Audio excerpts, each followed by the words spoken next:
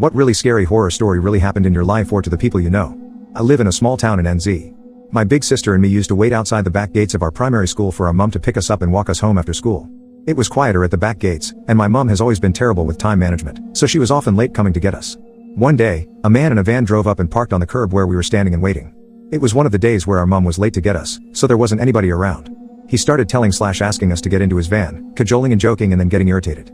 My sister, who at the time must have been 7 to 8 years old, I would have been 5 years old, refused politely, saying she didn't know him and that we weren't supposed to speak to strangers. Luckily Mum came back in time, and when he saw her coming he drove off. I have no memory of it at all, but it freaks me out all the same. My mum spent some of her childhood in Saudi Arabia. Her father worked as an engineer for an airline company and was making some good money. They moved to NZ after a few years in Saudi. My mum told me a few stories about how her and her dad would be walking in the markets together, when soldiers would come along and herd people up to attend beheadings in the local stadium. Her dad would always bundle her up into a store and hide around the back so they wouldn't be herded up with the local